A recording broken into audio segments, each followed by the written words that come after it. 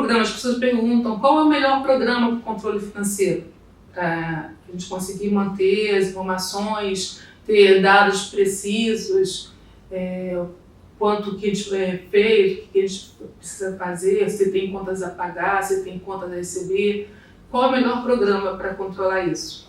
O melhor programa é aquele que você sabe inserir os dados e que você entende os resultados que ele te demonstra.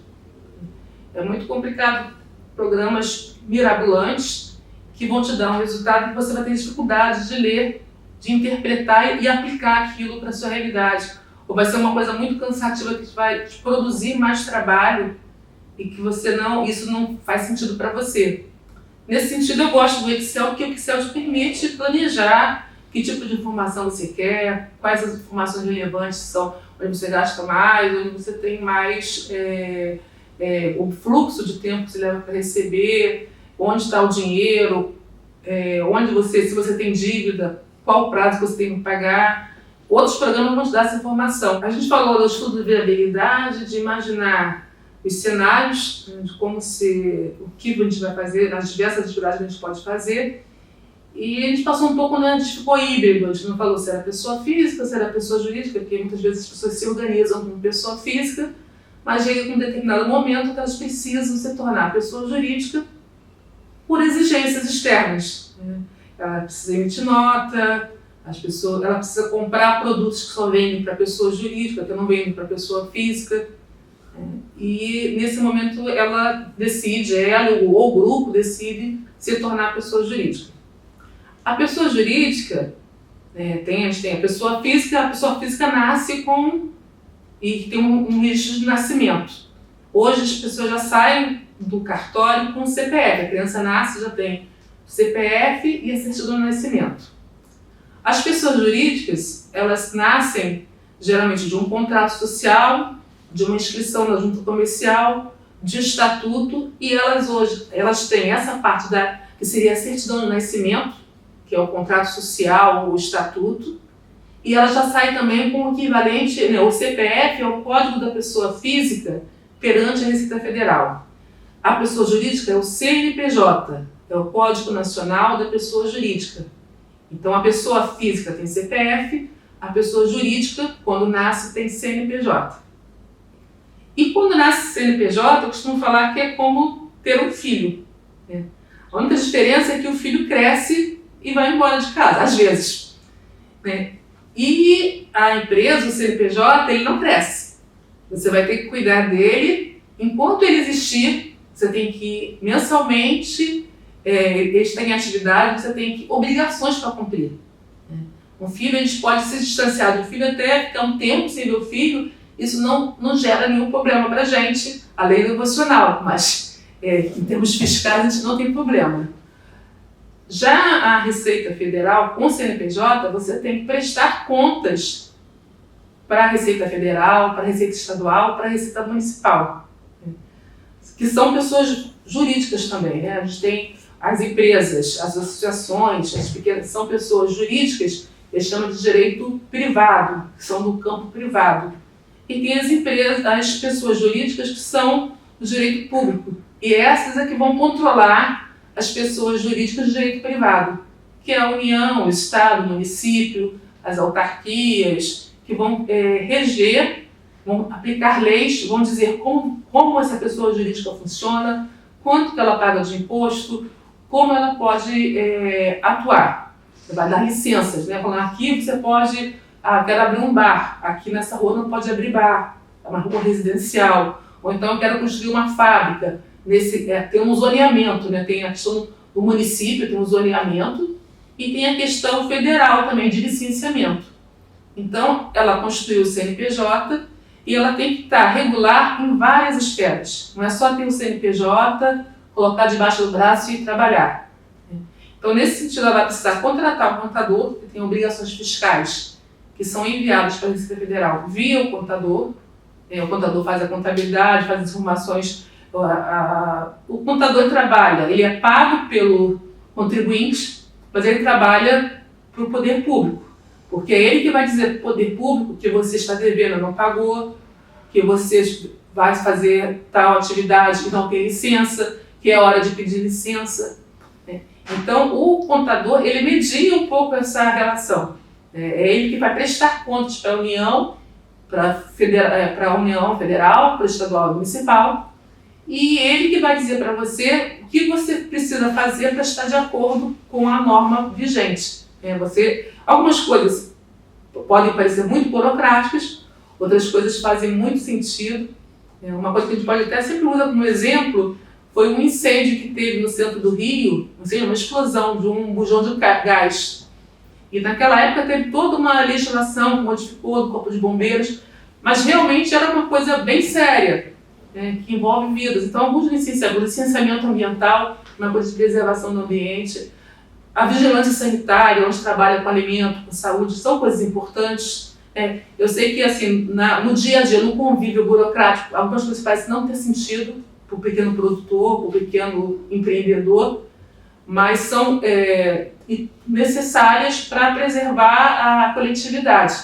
Então, tem dois pontos que a gente pode ver. Tem coisas que são só mesmo do ponto de vista fiscal, de cobrança de impostos, mas tem uma coisa também de regulação, de controle, para as coisas não serem feitas. Do lado do hospital você faz uma boate, que vai tocar a noite toda. Então, tem coisas que, se a gente parar para pensar, não é só burocracia, né? É uma questão de convívio social, de meio ambiente, de urbanidade. E que é importante também ter alguém que regule isso. E essas são, assim, as pessoas jurídicas têm muitas obrigações. Então, quanto maior a empresa, se ela é lucro real, se ela é uma grande empresa, ela tem mais obrigações, mais prestações de contas. A gente tem um sistema beneficiado chamado Simples Nacional, que são para empresas pequenas e de médio porte, que também tem reduções de obrigações fiscais, redução de impostos, que é bem favorável para pequenas empresas. E a gente tem, há cerca de 5, 6 anos, a gente tem o microempreendedor individual, que é um formato que está sendo muito usado nas redes que a gente trabalha, nas redes de pequenos empreendimentos, porque é uma coisa simples, barata em termos de imposto, e tem essa facilidade de não precisar de contabilidade.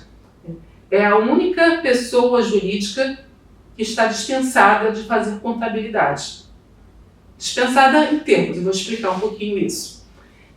O microempreendedor individual é a que tem um rol de atividades, né?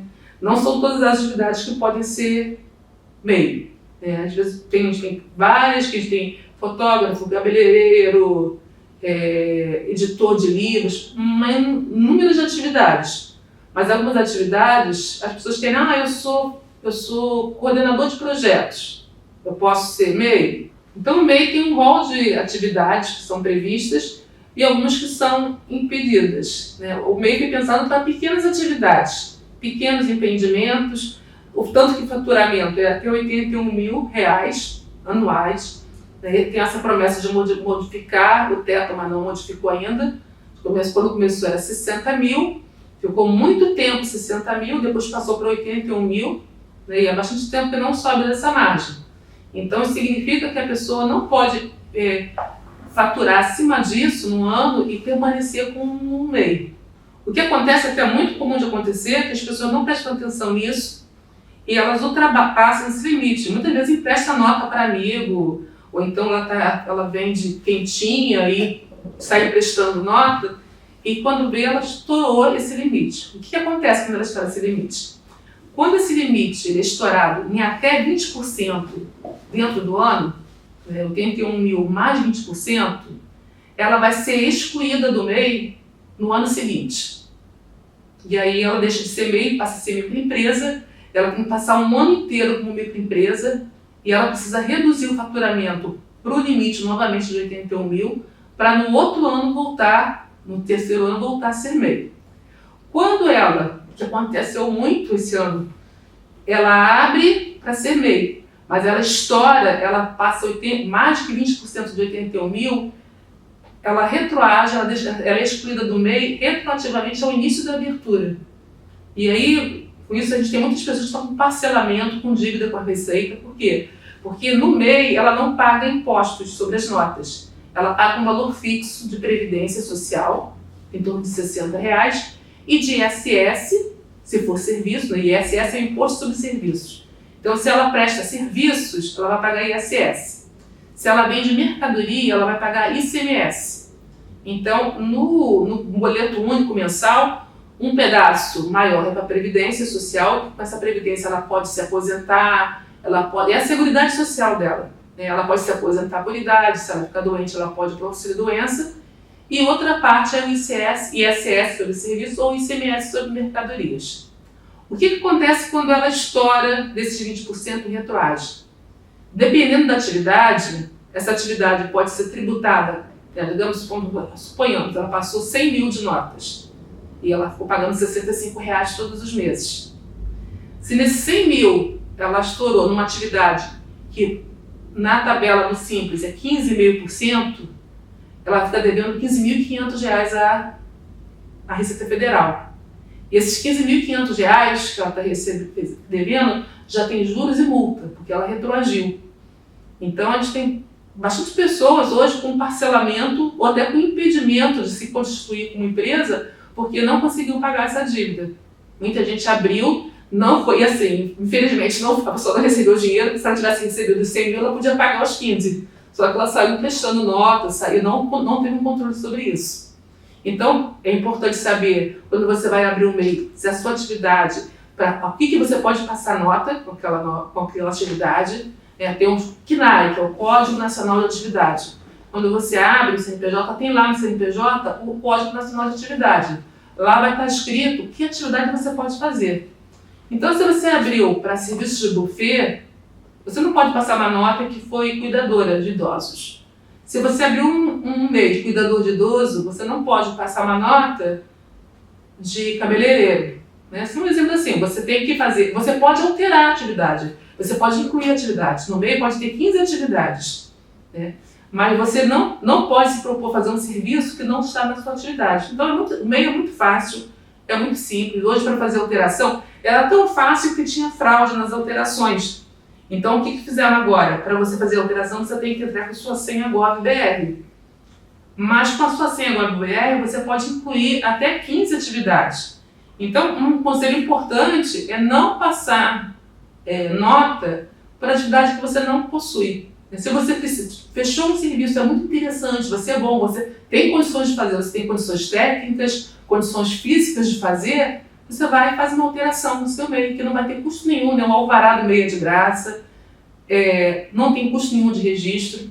Então, para você manter regular seu MEI, você tem que cuidar de não estourar o limite, não passar de 81 mil, cuidar de registrar as coisas e não deixar de acompanhar se as notas estão corretas, se você está com certidão em dia, porque também acontece de algumas pessoas, aconteceu também esse ano, algumas pessoas acharem que era MEI, estavam passando notas e a atividade dela foi excluída do MEI. Fazia uma atividade que em 2021, algumas atividades foram excluídas do MEI. E as pessoas continuaram passando nota. E aí elas só descobriram isso quando eu estava fazendo trabalho com a entidade pública que pediu a certidão negativa de débitos. Aí veio uma certidão, não saiu a certidão. E quando a gente foi fazer o levantamento, ela tinha uma dívida imensa. Então é importante acompanhar, você ter a sua senha GovBR, tirar certidões periódicas do seu MEI para ver se está tudo certo, se não tem dívida. E uma outra coisa também importante é na hora do imposto de renda. O imposto de renda da pessoa física, o MEI, a única obrigação do MEI, além de pagar o imposto e controlar para não estourar o limite, é fazer uma declaração anual. Agora, no MEI, você não é obrigado a fazer contabilidade, mas se você não fizer contabilidade, você não é obrigado a ter. Mas se você não tem contabilidade, você só pode considerar rendimento isento de imposto de renda até 32% do seu faturamento anual. Então, se você ganhou 50 mil, você tem que pegar 32% disso, vai ser 16 mil. 16 mil é rendimento isento. O restante, se você não tem contabilidade, é rendimento tributável. Você tem que pagar imposto sobre isso. Então, muitas pessoas que chegam perto do teto não estão declarando corretamente, não estão pagando o imposto. Porque geralmente quando a pessoa chega a 80 mil, vale a pena para ela fazer uma contabilidade com um contador, uma contabilidade barata, vai sair mais barato do que ela pagar o imposto sobre 50 mil reais. Sobre 50 mil reais, quando for o caso, sobre 50 mil reais. Né? Você faturou 50 mil, 16 mil tributável, você não está nem obrigado a entregar imposto de renda, porque você é obrigado, se você não tem outra renda, você é obrigado a partir de 28.500. Então você não estaria obrigado. Mas se você tem rendimentos tributáveis acima de 28 mil, você tem que declarar e tem que pagar o imposto sobre isso. Então as pessoas têm que fazer uma planilha e acompanhar essa evolução, se vale a pena para ela ter, para a atividade dela ter contabilidade ou não ter. Eu também tenho a situação aqui de uma pessoa que eu ajudo, que eu faço o meio dela, porque é nota fiscal, ela vende quentinha. E a quentinha também tem a questão da nota fiscal eletrônica, avulsa, tem que saber os NCMs, né? O NCM é uma numeração, é uma nomenclatura comum do Mercosul. Então, cada produto que a pessoa vende tem um número que é comum em todo o Mercosul. Brasil, Argentina, Paraguai, é uma legislação própria. Então as pessoas vão emitir nota e chutam, inventam o NCM, não pesquisam o NCM correto. Então fica sujeita a ter problemas de fiscalização, assim, porque a legislação do MEI tem muitas facilidades, tem prioridade na defesa, mas não está isenta de ser autuada, de ser excluída por irregularidade. Então é muito importante que a gente entenda qual a atividade que a gente escolheu e o que a gente pode fazer com ela, para não ter problemas. Bem, eu agradeço assim, esse momento de conversar com você do outro lado, que a gente não se conhece, mas eu espero ter contribuído, né, um pouco do meu dia a dia. Né? Eu não sou professora, eu sou contadora, eu quis trocar com vocês, socializar com vocês um pouco da minha história e da experiência que eu tenho com os grupos. Eu acho que a troca é sempre importante e eu sempre estou aprendendo. A gente tem que aprender que a gente tem que sempre estar em busca das respostas. Né?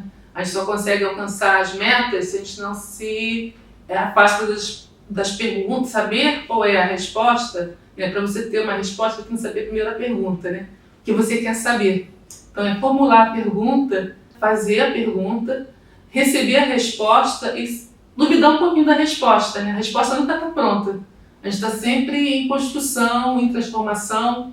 A gente tenta acertar, né, em todas as áreas. Eu acho que esse conceito de fracasso não pode persistir, porque a vida é isso, a gente tenta, a gente investe, a gente tem que se comportar, acho que com honestidade, com vontade, com respeito ao próximo, mas a gente não pode ter esse conceito de que não foi muito bem aqui porque eu não nasci para isso. Né?